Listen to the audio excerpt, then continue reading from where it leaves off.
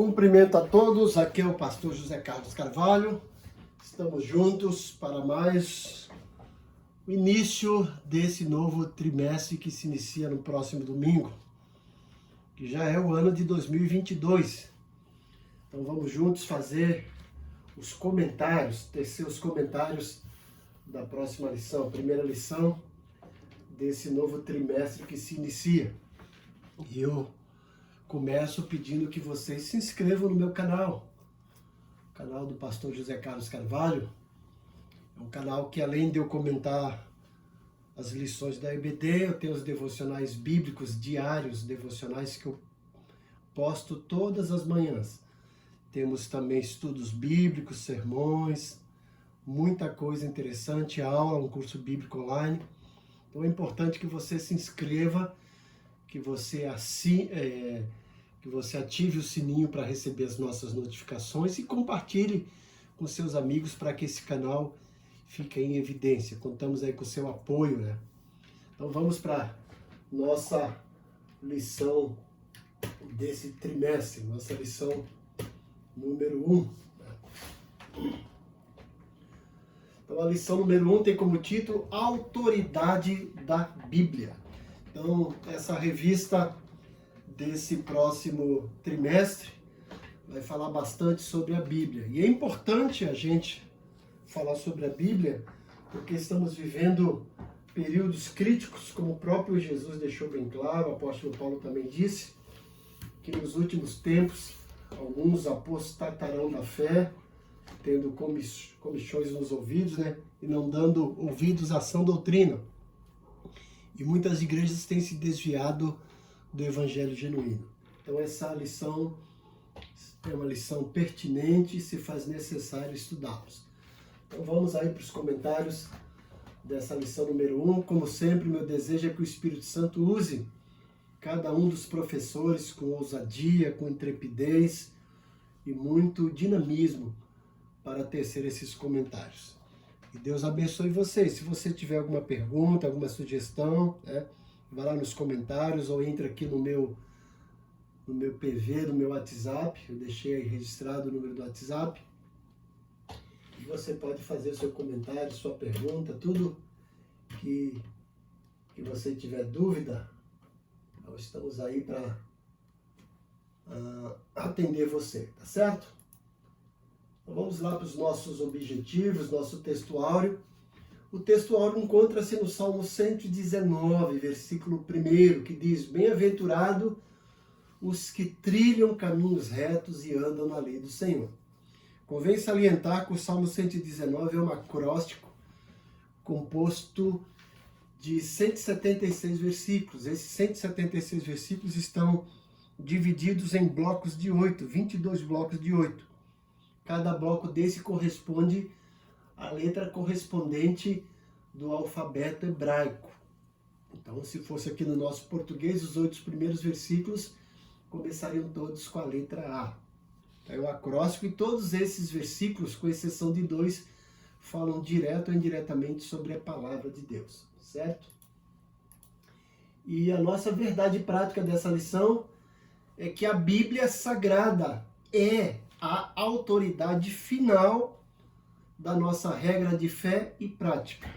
Então, quem determina, quem normatiza, quem orienta a nossa vida de fé, não apenas de fé e prática, é a palavra de Deus, a Bíblia Sagrada.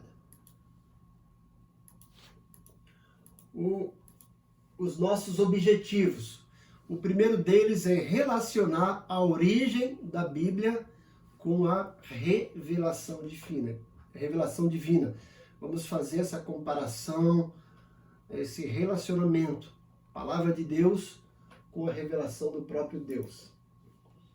Vamos também pontuar as evidências da autenticidade da Bíblia, mostrar que a Bíblia é autêntica, e vamos, através de evidências internas e externas, provar e pontuar isso. Finalmente, o terceiro objetivo é apresentar a mensagem da Bíblia. O que a Bíblia traz de mensagem para o homem em qualquer época e principalmente para nós da nossa atualidade, certo? A palavra-chave dessa lição é autoridade. Vamos ver a autoridade das Escrituras. As Escrituras têm autoridade sobre a igreja, autoridade sobre cada um de nós.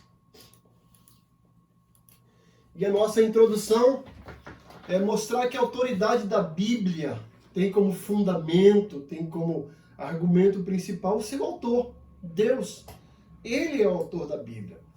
Portanto, a Bíblia é a palavra de Deus escrita e que está aí à nossa disposição.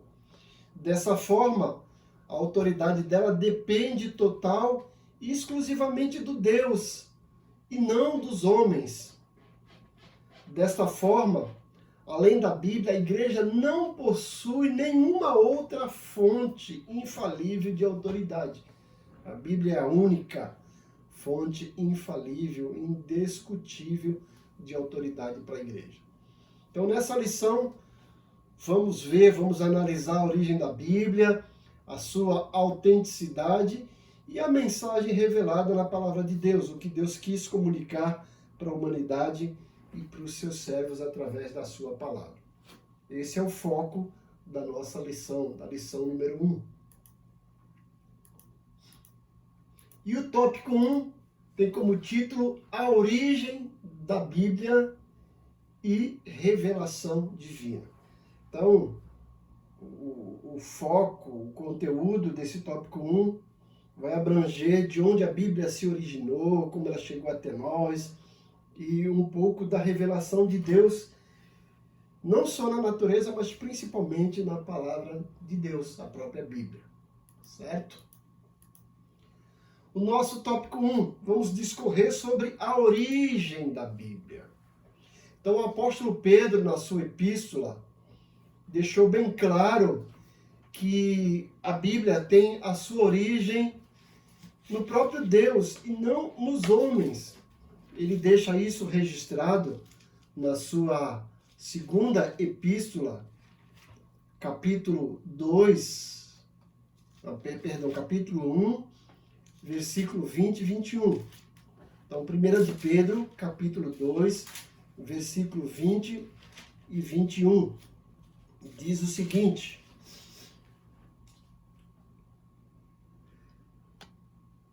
Primeira de Pedro, capítulo 1, versículo 20 e 21.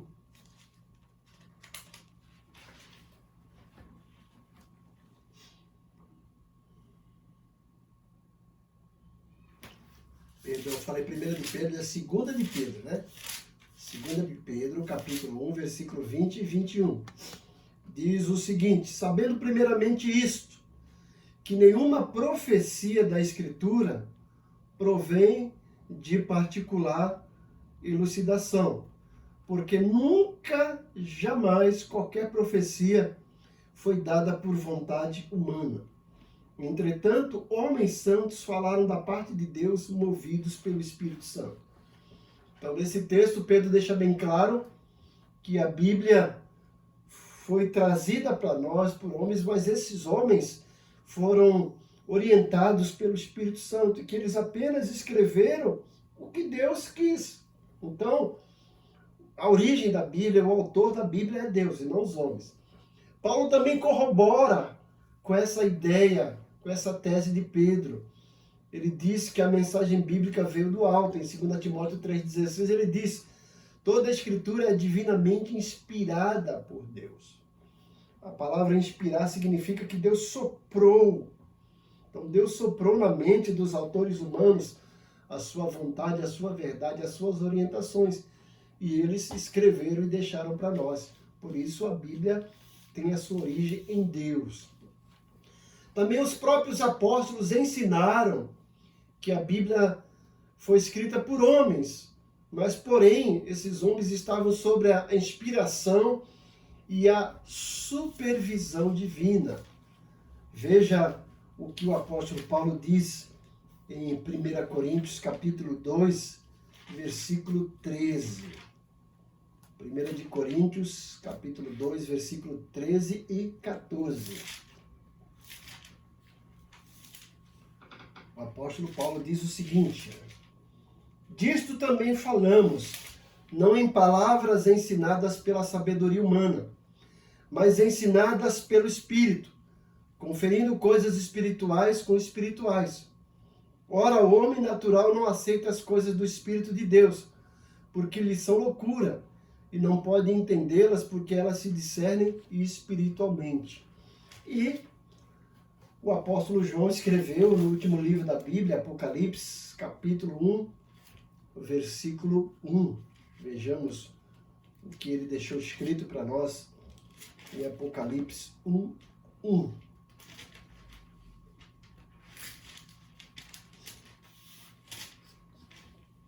O apóstolo diz o seguinte: revelação de Jesus Cristo que Deus lhe deu para mostrar aos seus servos as coisas que em breve devem acontecer, e que ele, enviando por intermédio do seu anjo, notificou ao seu servo João. Então, os apóstolos, o próprio Paulo, o próprio Pedro deixam bem claro que a Bíblia foi escrita por homens, mas esses homens estiveram sob a inspiração de Deus, a inspiração do Espírito Santo, né? O qual não apenas inspirou, mas supervisionou. Portanto, as Escrituras são a revelação que Deus fez de si mesmo. Desta forma, por ter a sua origem em Deus, a Bíblia é portadora de autoridade. E por isso constitui-se em uma única regra infalível de fé e prática, tanto para a vida como para o caráter do cristão.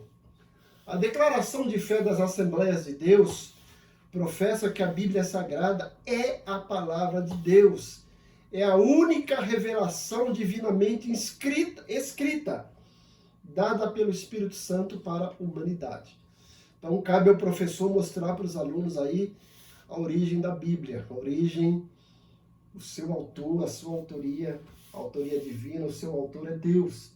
Deus usou os seres humanos, né, homens, para escreverem, mas todos eles estiveram sob a supervisão e a inspiração do Espírito Santo. Mais à frente vamos falar como que foi dada essa inspiração e como a Bíblia chegou até nós, certo? Nosso segundo tópico, vamos falar sobre a revelação geral. O que é revelação? Revelação geral. Então, chama-se revelação geral aquela em que Deus se fez conhecer em toda parte por meio da história, do universo e da natureza humana. Então, Deus se revelou de uma maneira geral. A gente vê isso na própria Bíblia. Principalmente o Salmo 19 mostra Deus se revelando através da natureza. Romanos, capítulo 1, do 18 a 21, Paulo mostra isso também, essa revelação geral. Então, como é que Deus se revela de forma geral? Primeiro, ele se revela na história. Deus se revela pela sua soberania. Ele mostra que ele é soberano, que está acima de tudo e de todos. Ele controla o curso dos acontecimentos, ele remove e estabelece governos e nada acontece fora de sua vontade. Quando a gente estuda a história, não tem como estudar a história sem se deparar com Deus. Deus é o autor da história. A história começa com Deus e vai terminar com Deus. Quando a gente lê o livro de Daniel, tanto no capítulo 2 quanto no capítulo 4, vamos ver Deus ali já antes de acontecer, revelando ao seu servo, o profeta Daniel, a sucessão de grandes impérios mundiais, como o Império Babilônico, o Império Medo-Persa, depois o Império Grego e finalmente o Império Romano. Daniel registra isso, né, através do sonho que Deus deu ao rei Nabucodonosor e a interpretação que Deus deu a Daniel. Capítulo 4 também Deus mostra isso. Paulo vai mostrar isso também em Romanos 11, 22. Veja o que Paulo nos deixa registrado em Romanos capítulo 11, versículo 22. Ele diz o seguinte: considerai, pois, a bondade e a severidade de Deus para os que caíram. Severidade para contigo, a bondade de Deus. Se nela permanecer tua sorte, também tu serás cortado. Então Paulo vai falar que Deus, na sua bondade, mas também tem a sua severidade. E a história mostra isso. Deus se revelando, Deus usando homens e demonstrando a sua bondade, mas ao mesmo tempo a sua severidade. A revelação geral também não está apenas na história, mas está no universo. Quando a gente olha para o universo, a gente percebe um Deus. Não tem como contemplar o universo sem perceber a mão de Deus. Deus se manifesta pelo seu poder nas coisas criadas. Ele foi o Criador. O livro de Gênesis começa lá. No princípio criou Deus os céus e a terra. Então Deus criou o céu, a terra, o mar e tudo que neles há. O salmista exalta, enaltece o poder criativo de Deus no Salmo 19, versículos de 1 a 4. Atos 14, do 15 ao 17, Lucas também deixa isso registrado. E o apóstolo Paulo também corrobora com essa ideia em Romanos 1, 18 a 21. E a terceira fonte da revelação geral é que Deus se revela no ser humano criado à imagem e à semelhança divina. Em Gênesis 1, 26 e 27, vemos lá que o homem, o primeiro homem, foi criado à imagem e à semelhança de Deus. E Deus soprou nele o fôlego de vida, ele passou a ser alma vivente. Então a natureza moral da humanidade, embora de maneira inadequada por causa do pecado, revela o caráter moral de Deus. O Paulo deixa isso bem claro em Romanos capítulo 2, versículos 11 a 15, em Efésios 4, 24 e Colossenses 3, 16. Continuando, agora vamos falar sobre a revelação especial, nosso item 3. Então, se por um lado a revelação geral denuncia a culpa humana em rejeitar o conhecimento acerca de Deus, como Paulo deixa isso bem claro em Romanos 1, 18 a 21, a revelação especial oferece redenção para o homem perdido, para o pecador, conforme Paulo declara em Colossenses 1, 9 a 14. Então essa revelação geral é o complemento da revelação que Deus fez de si mesmo na história, no universo e na humanidade. Reconhecemos a revelação especial tanto no Verbo vivo, que é Jesus Cristo, quanto nas Escrituras Sagradas. João 1:1, no princípio era o Verbo, e o Verbo estava com Deus, e o Verbo era Deus. E João 5,39, Jesus disse, né? Examinai as Escrituras, porque julgais ter nelas vida eterna, e são elas que testificam de mim. Então é por meio da revelação contida nas Escrituras que conhecemos a pessoa de Cristo. João termina o seu evangelho, e lá no capítulo 20, versículo 31, ele deixa essa declaração fantástica, né? Esses sinais, porém, foram escritos para que creiais que Jesus é o Cristo, o Filho de Deus, e para que, crendo, tenhais vida em seu nome. Então, a maior revelação de Deus foi Jesus Cristo, a palavra viva. E que hoje nós temos isso através da Bíblia, que é a palavra escrita de Deus. Então, essa é a revelação especial. Então, isso que nós falamos até agora é o conteúdo do primeiro tópico dessa lição 1. E a sinopse do tópico 1 é que a Bíblia tem origem em Deus, e Deus se revela na história, no universo e na humanidade, e de forma especial por meio de Cristo e das Escrituras. Então, como é que a gente pode conhecer Deus? Através do universo, a criação do universo. Quando a gente olha essas coisas no universo, o mar, a lua, as estrelas, né, o oceano, esse ciclo de estações, a gente percebe que há por trás disso uma mão poderosa. E essa mão poderosa é a mão de Deus. A própria humanidade mostra, né, o ser humano não tem poder simplesmente para se autocriar. Ele foi criado por Deus e com um poder extraordinário. Né? A história mostra Deus através dos fatos que são coordenados e que são monitorados por Ele. E a maneira especial de Deus se revelar foi através do seu Filho Jesus Cristo, como diz Hebreus 1:1, né? Havendo Deus outrora falado, muitas vezes e de muitas maneiras, aos nossos pais pelos profetas, hoje nos fala através do seu Filho, a quem constituiu herdeiro de todas as coisas. E a outra maneira especial de Deus se manifestar, se revelar, são as Escrituras, a palavra dele. O nosso auxílio teológico, que vem do escrito Categorias da Revelação Divina, uma revelação especial, e que diz que a Bíblia, ao manter de forma perene a revelação especial de Deus, é tanto o registro de Deus e dos seus caminhos, quanto a intérprete dela própria, ou seja, a Bíblia interpreta a Bíblia. A revelação escrita é confinada aos 66 livros do Antigo e do Novo Testamento. 39 livros do Antigo Testamento e 27 do Novo Testamento. E a totalidade de sua revelação, que Deus quis preservar para o benefício de toda a humanidade, acha-se armazenada, condensada e guardada em sua totalidade na Bíblia. Quando examinamos as Escrituras, estamos conhecendo a Deus de maneira que Ele quer ser conhecido. Como o próprio Jesus disse em João 5,39, e como Lucas deixou registrado em Atos 17:1, quando Paulo chega ali em Bereia. Esse é o nosso auxílio teológico, né? E que continua dizendo que a revelação divina não é um vislumbre fugaz, mas é um desvendamento permanente.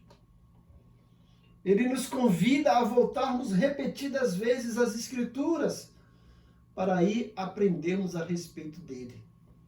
A totalidade das Escrituras é a palavra de Deus, em virtude da inspiração divina dos seus autores humanos. A palavra de Deus, na forma da Bíblia, é um registro inspirado de eventos e verdades da autorrevelação de Deus. Isso você vai encontrar no livro Teologia Sistemática, uma perspectiva pentecostal, que foi editado pela Casa Publicadora das Assembleias de Deus. Vamos ampliar o nosso conhecimento.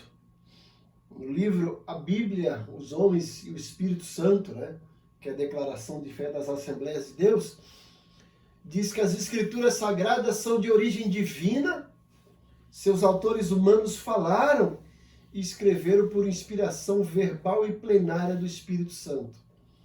Deus soprou nos escritores sagrados, os quais viveram numa região e época da história e cuja cultura influenciou na composição do texto. Então você pode ampliar o seu conhecimento lendo essa declaração de fé das Assembleias de Deus. Convém ainda salientar que a Bíblia levou cerca de 1.600 anos para ser escrita. E durante esse período, Deus usou 40 homens que praticamente não se conheceram entre si. Encontramos lá pastores, boiadeiros, profetas, juízes, encontramos patriarcas, encontramos reis, encontramos pescadores, médicos, pessoas que viveram em épocas diferentes, de culturas diferentes, mas que escreveram a palavra de Deus inspirados pelo Espírito Santo, e é por isso que não encontramos nenhuma incoerência, nenhuma inerrância na palavra de Deus, porque tinha um autor, porque tinha um supervisor, Deus e o Espírito Santo guiando esses homens durante esses períodos. Então vamos agora para o tópico 2, que são as evidências da autenticidade da Bíblia. Vamos examinar evidências externas e evidências internas. Vamos primeiro para as evidências internas da própria Bíblia. O que a Bíblia diz de si mesma. Então a palavra autenticidade tem uma origem no grego, a palavra autentes, que tem o significado daquilo que é verdadeiro, genuíno, original. Quando esse termo é aplicado às Escrituras, indica a autoridade da Bíblia. E nesse caso a Bíblia autentica a si mesma, como o apóstolo Paulo diz em 2 Timóteo 3,16. Porque toda a Escritura é divinamente inspirada por Deus. Então, dentre as evidências internas, destacam-se primeiro a unidade e consistência. Então, como eu disse antes, num período aproximado de 1.600 anos, a Bíblia foi escrita por 40 homens de culturas diferentes, de status diferentes, em épocas diferentes. E a Bíblia foi escrita em 2 idiomas principais e um dialeto. O Antigo Testamento no grego, no hebraico, né, e no aramaico, e o Novo Testamento no grego koiné. Então, essas 40 pessoas de diferentes classes sociais, de lugares e circunstâncias distintas, abordaram centenas de temas. E apesar de todas essas implicações, o conteúdo bíblico é consistente e os seus escritos harmonizam-se, formando um todo sem qualquer contradição. Né? A Bíblia não se contradiz, embora esses homens viveram em épocas diferentes, com culturas diferentes, como eu disse antes, eles foram supervisionados pelo Espírito Santo. Por isso não encontramos nenhuma contradição nesses escritos, pelo contrário, né? Tudo se harmoniza entre si. E a gente pode ver um pouco disso no Salmo 18, versículo 30 e no Salmo 33, versículo 4. O Salmo 18, 30 diz: o caminho de Deus é perfeito, a palavra do Senhor é provada e ela é escudo para todos os que nele se refugiam. E o Salmo 33, versículo 4 diz o seguinte: ele ama porque a palavra do Senhor é reta e todo o seu proceder é fiel. Então essa é a primeira evidência, a evidência interna, a unidade e consistência da Bíblia. Continuando, temos também a ação do Espírito Santo, que é uma evidência interna. Então, por meio da leitura da Bíblia, é possível ouvir a voz de Deus agindo como uma espada que penetra até a divisão da alma e do espírito, como está registrado em Hebreus 4:12. Como os discípulos no caminho de Emaús, aquele que aceita a mensagem da palavra de Deus experimenta a chama do Espírito Santo arder no coração e passa a compreender o plano da salvação. Então a Bíblia é Deus falando por nós. Quando a gente abre a Bíblia e permite que o Espírito Santo nos guie, então podemos perceber a ação do Espírito Santo falando aos nossos corações. E a terceira evidência interna são as profecias de eventos futuros. Então a exatidão no cumprimento das profecias comprova a veracidade das Escrituras. As suas profecias foram anunciadas muitos séculos antes dos eventos acontecerem. E tudo aconteceu com clareza e precisão. Então, entre essas profecias e eventos, citamos aí o nascimento virginal de Jesus, que foi registrado por Isaías 7,14, 700 anos antes de acontecer. E Mateus 1,23 atesta isso. Também foi profetizado a morte de Jesus na cruz, lá em Salmo 22,16. Em João 19,36 atesta isso. Também foi profetizado pelo profeta Isaías 700 anos antes, o local da sepultura de Jesus. Está lá em Isaías 53:9 e Mateus 27, do 57 a 60, atesta isso. E a própria ressurreição de Jesus foi profetizado, está lá no Salmo 16, versículo 10, e está autenticado em Mateus 28:6. Vamos então agora para as evidências externas. Então, compreende-se como evidências externas aquelas em que os acontecimentos narrados nas Escrituras são também ratificados por outras fontes históricas e até mesmo descobertas arqueológicas. Por vezes, essas comprovações se identificam e se fundem aos conceitos de inerrância, isto é, que a Bíblia não contém erros. Nessa direção, tanto o registro da história das nações, as descobertas arqueológicas e os pressupostos da ciência apontam para a autenticidade da palavra de Deus. E a despeito de ser contestada por ateus e incrédulos, a Bíblia permanece como o livro mais traduzido e lido de toda a história. Para vocês terem uma noção, o homem foi pesquisar porque ele queria provar que a Bíblia estava errada.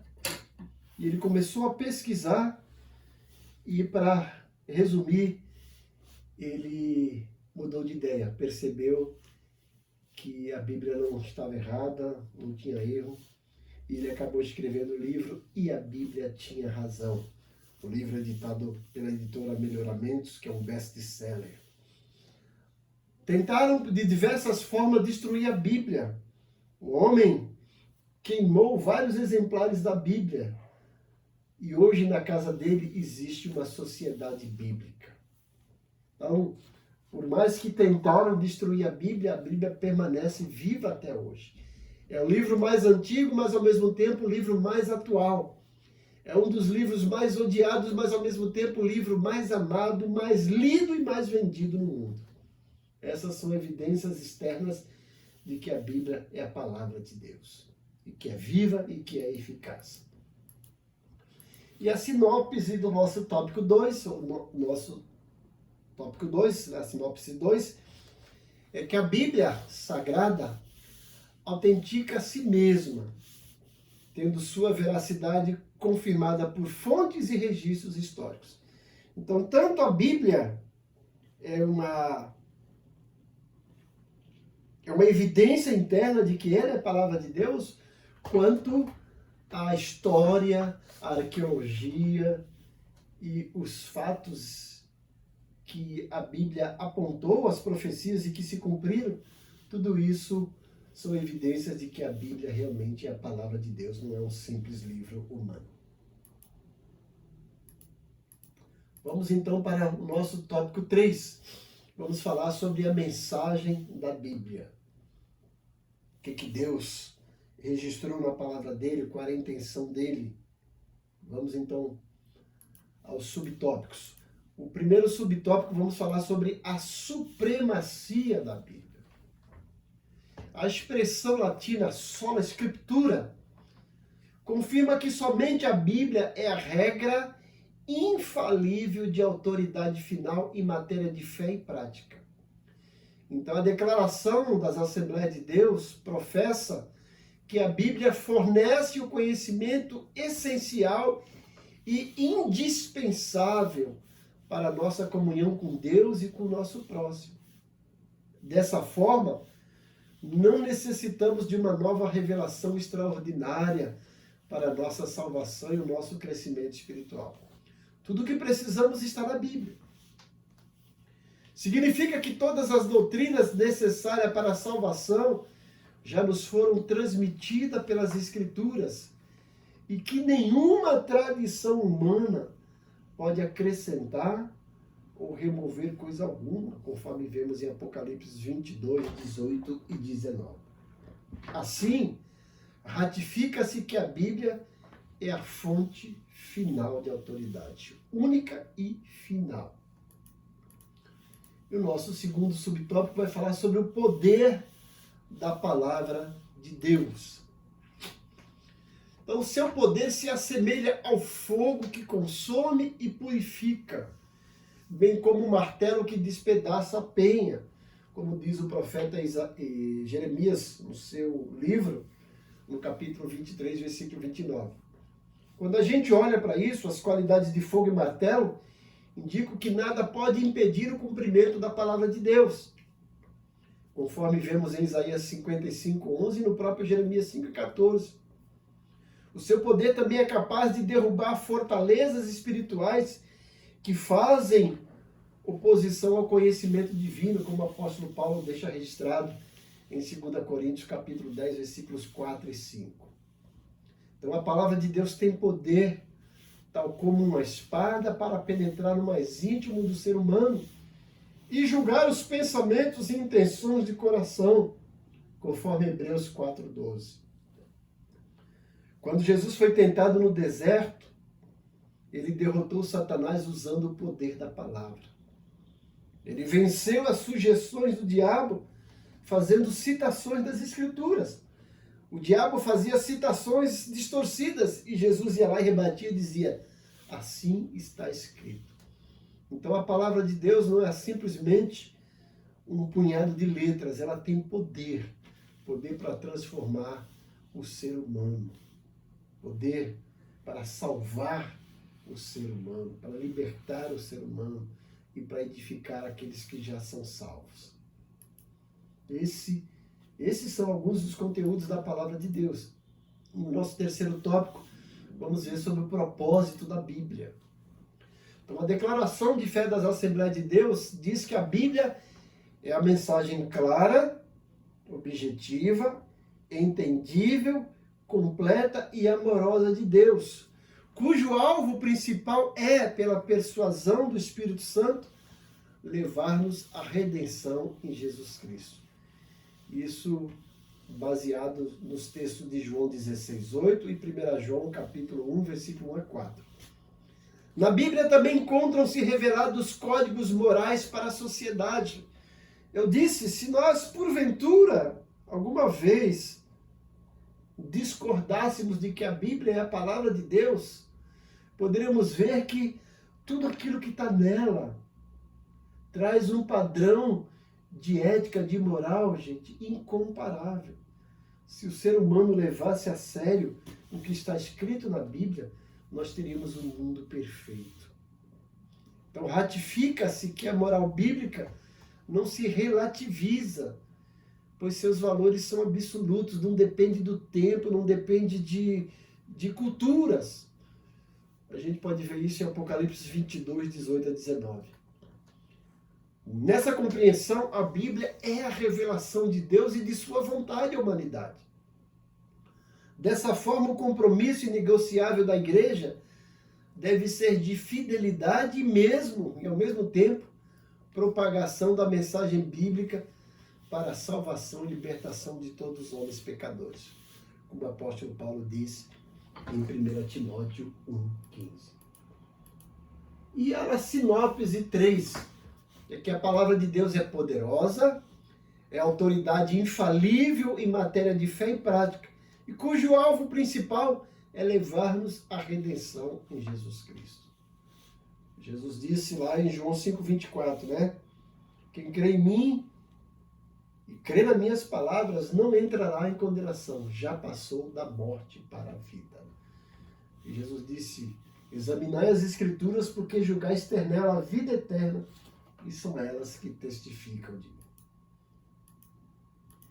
Então vamos para o nosso auxílio de educação cristã. Pensando um pouquinho no professor que veio de Deus. Em uma convenção da Associação das Editoras Evangélicas, o grande escritor A.W. Tozer, preocupado com o povo evangélico, recomendou 4 linhas de ação. Primeiro, os evangélicos precisam apresentar um cristianismo característico do século XXI, não do século XX, né? Mas ele escreveu isso para o século XXI. Que seja manifestante superior a qualquer outro estilo de vida. Ele diz que somente a fé ancestral será capaz disso. Somente uma aplicação realista da fé aos dias de hoje pode torná-la eficaz. Segundo, os evangélicos deviam fazer um chamado à procriação espiritual. Ir além das fileiras denominacionais e teológicas tradicionais, a fim de alcançar novas e vivificantes linhas de ação e pensamento. Tal veio de poder está disponível através da comunhão com todos aqueles que creem na divindade de Cristo e na infalibilidade e autoridade das Escrituras Sagradas. Continuando, 3. Os evangélicos deviam parar de seguir tendências e começar a lançá-las. Assim o mundo buscará nossa liderança quando avançarmos pelos campos de ação cristã com uma nova agenda, nova e revigorada. Atrairemos os formadores de opinião a novos e elevados patamares de visão e realização, e juntamente com eles alcançaremos a massa. 4. Os evangélicos carecem de uma nova ênfase na interioridade da fé cristã. Deve dar menos atenção às superficialidades e aos aspectos exteriores do cristianismo, dedicando-se a uma vida mais profunda com Cristo e Deus. Isso está no livro Educação que é Cristã, editado pela Casa Publicadora das Assembleias de Deus. E aí a nossa conclusão dessa lição é que as Escrituras são de origem divina. Deus se deu a conhecer por meio da história, do universo, da humanidade e de uma forma especial através de Cristo e das Escrituras. A autenticidade da Bíblia é confirmada por evidências tanto internas como externas. A palavra de Deus é a nossa autoridade final de fé e prática. E o grande teólogo e escritor da Assembleia de Deus, Antônio Gilberto, escreveu o seguinte: o autor da Bíblia é Deus, seu real intérprete é o Espírito Santo e seu tema central é o Senhor Jesus. Convém ainda dizer, gente, que os pais da igreja, sucessores dos apóstolos, como Clemente de Alexandria, Justino o Mártir, Orígenes, Policarpo, todos eles foram fontes externas que comprovaram a autoria da Bíblia. Todos eles deixaram registrado para nós que a Bíblia realmente é a palavra de Deus, certo? Espero poder ter correspondido à expectativa de todos. Está aqui meu nome, meu e-mail, meu WhatsApp. Se você quiser entrar em contato comigo, você pode entrar em contato com o meu WhatsApp, com o meu telefone. Não esqueça também de se inscrever no meu canal. Vai aí no meu canal, que temos devocionais bíblicos, curso bíblico online, comentários, sermões. Acesse o meu canal, vá lá, inscreva-se, ative o sininho para receber as nossas notificações, faça um comentário e compartilhe com seus amigos para que esse canal entre em evidência. E o meu desejo é que o Espírito Santo use cada um de vocês, professores, com unção, sabedoria, muita criatividade e dinamismo. Que Deus abençoe grandemente cada um de vocês. Amém.